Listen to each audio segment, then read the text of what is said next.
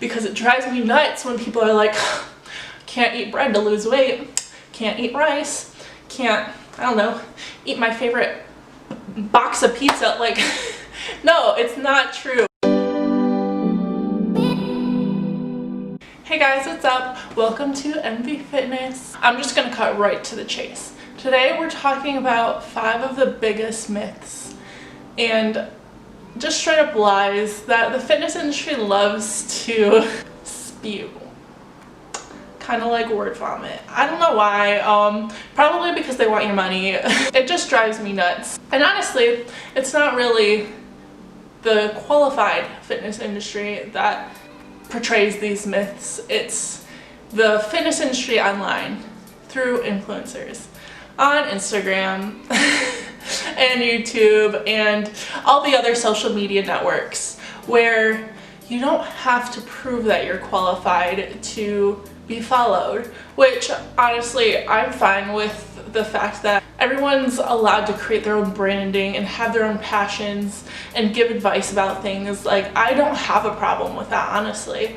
But when it comes to things about your health and your body and stuff like that, a lot of people don't do research that could be easily either verified or unverified on Google, just a simple Google search. And when you do have a large platform, it's honestly very, number 1, dangerous, and number 2, damaging to be perpetuating these myths that could be so easily found out if you just chose to research. And so if you do have a large platform and you are perpetuating these, I think it's wrong and misleading to a lot of very susceptible young people especially. And so I just wanted to hop on here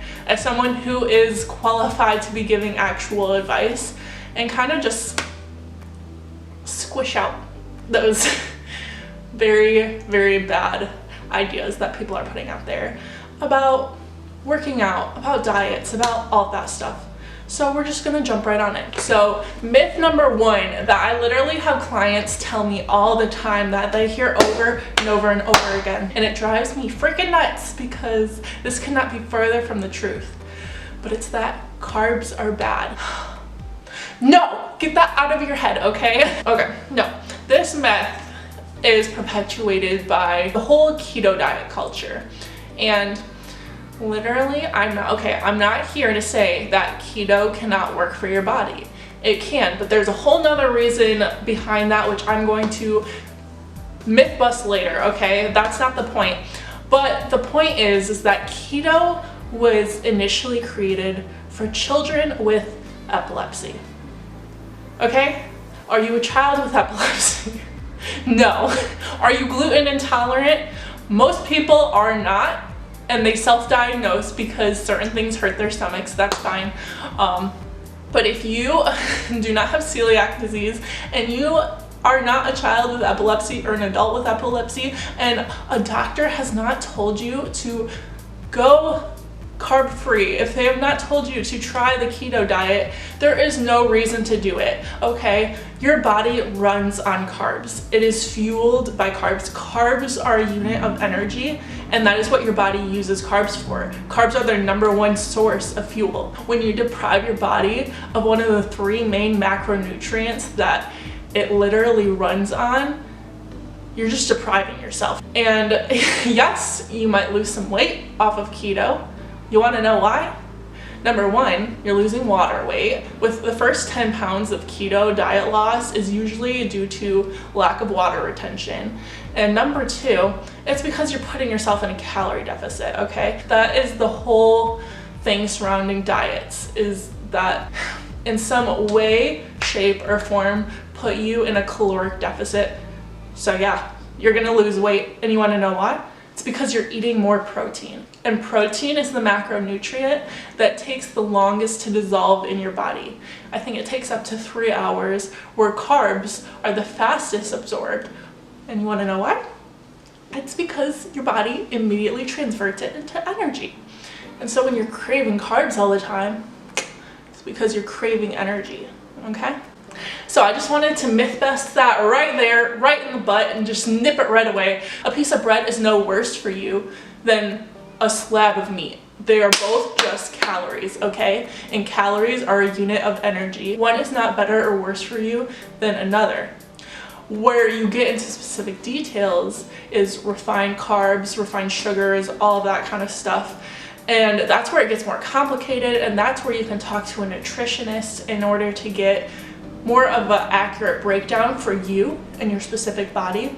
But if someone comes up to you and says, yeah, you're not losing weight because you're eating carbs, smack them right upside the head and send them this video, okay? That literally leads right into myth number 2, is that you have to be on a diet to lose weight. Absolutely not. Okay, so basically, like I had said before, all diets do the exact same thing. They're all just called something different, okay? You're restricted from something, some sort of food group, some sort of nutrient. You are put on a caloric deficit, and basically you're being deprived. If you look at basically every single diet that is in the diet culture right now, keto, vegan, juice cleanses, meal replacement shakes, what are they all doing? They're taking away a food group. Keto's taking away carbs. Vegan is taking away dairies, animal products, anything like that. Juicing is literally taking away any solid food. And meal replacement shakes is taking away breakfast. I don't know if that's what meal they do now. Who knows? Basically, by taking out a whole category of food, it's putting you already into a caloric deficit. They all have different names, shapes, and forms of doing it, but you're just eating less amount of calories, which is the only way to always lose weight. If you are in a caloric deficit, no matter what you are eating, like I'm telling you for a fact, if you ate pizza every single day, but you were in a caloric deficit, you would still lose weight. You might not look great because your nutrition isn't great, so you might still have a pudgy tummy, but you'll still lose the weight, okay? I promise, it's not that crazy. And so everyone promoting diets to you, they're probably trying to gain something for themselves, okay? They're probably trying to sell you a shake. They're probably trying to sell you a book with all of their ingredients for how to do something. If you are in a healthy caloric deficit for your specific body type, you will lose weight no matter what you are eating. And it doesn't have to be that complicated, okay? You don't have to go join Weight Watchers. You don't have to go buy a vegan cookbook. If you're choosing to be vegan because of your specific beliefs, that's totally fine. That's not what I'm talking about.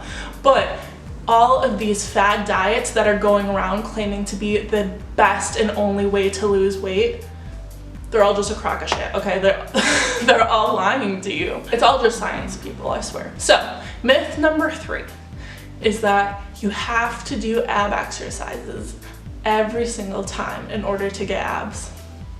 Nope. I know. I thought that for literally like 3 years of my fitness journey, and then I read my, certification textbook, and I was just like, what the heck are you talking about? No, okay. So basically, if you've ever heard the quote, abs are made in the kitchen, it's 100% correct, okay?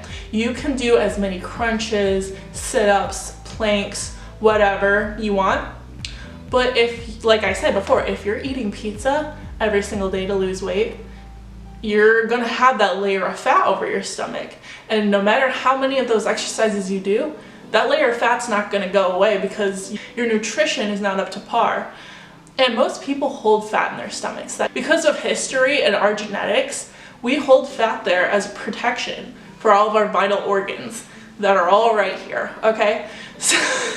So basically, if you want abs, you already have them. You are born with abs. You are born with muscle definition already. So abs are a great way to improve your stabilization, okay? And basically improve how you function doing any exercise. So when you do a squat, you're engaging your core, okay? When you're doing chest presses, guess what? Your core is helping you through that. It's making sure you don't hurt yourself or injure yourself. So doing ab exercises is very highly recommend. I recommend doing them at least once a week. It's gonna help you prevent injury, and it's also going to highly improve your form. But if you think that you have to do abs to get abs, I'm sorry for whoever told you that. It's just not true. So the next myth I can't wait to bust for you is that cardio is the best way to burn fat. Ugh! I'm sorry, I might hurt your feelings by telling you this, but it's actually not. Okay, so I'm gonna give you a little example. My hands are going to be visualizing things. Sorry if I sound strange, but just bear with me, okay? So let's say you're running outside. You're going for a run. This is your metabolism right here. My finger is your metabolism while you're doing an exercise.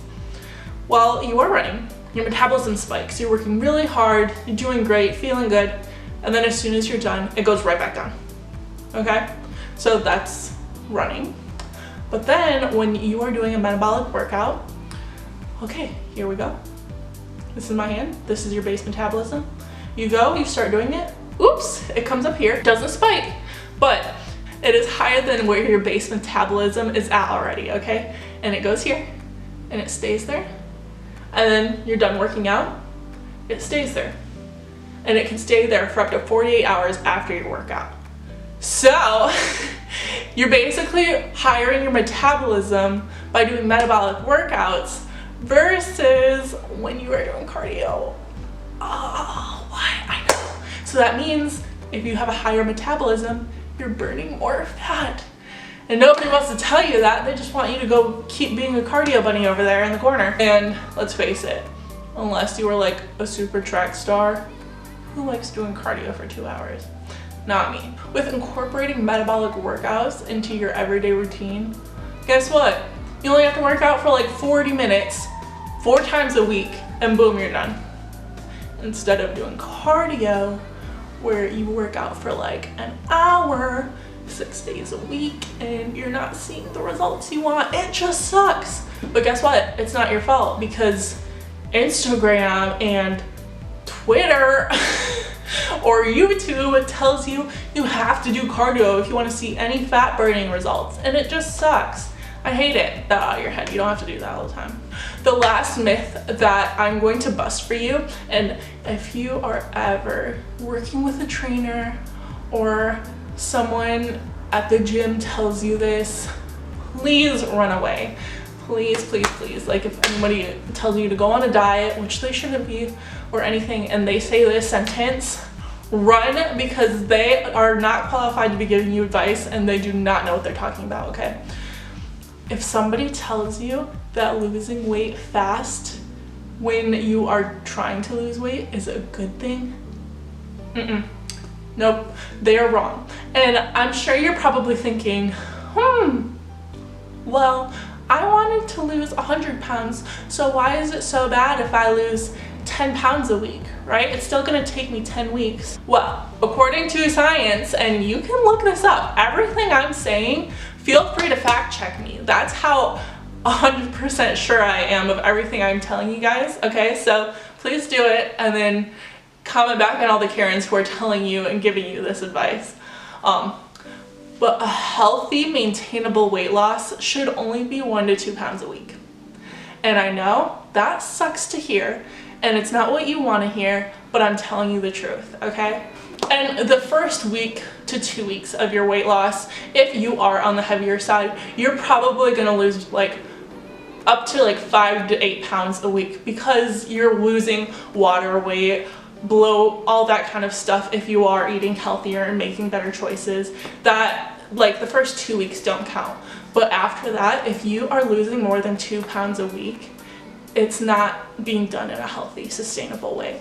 You should only be eating 500 calories less than your deficit number catered towards your body. So if you are seeking advice from someone and they do not ask you your body statistics, how tall you are, how much you weigh, how active you are, how old you are, all that stuff, and they just throw out, oh, honey, you should only be eating 1,200 calories, like that's what I did. please do not listen to them and actually do the research. You can comment on here and ask me how much you should be eating. I will gladly help you, but don't listen to those people, because if you are losing weight fast, it is not going to be sustainable. And as soon as you start eating your maintenance calories, it's all going to come back. It's all going to bounce back. So if somebody puts you on a diet, a meal replacement shake diet, Lord help me, and it's putting you in a deficit, probably putting you in a severe deficit, and they're like, okay, 800 calories a day for 3 weeks. Number one, they diagnose people with anorexia who eat that amount of calories, okay? It's not healthy for you. A child needs more than that, okay?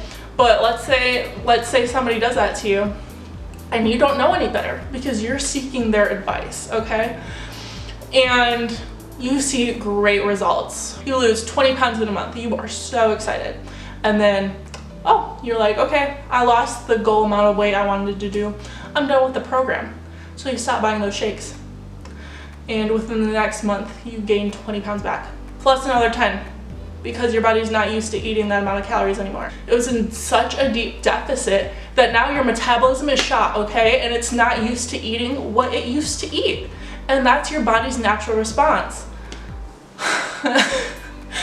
It's gonna happen, okay? That's what your body does, and that is the scientific way that it works.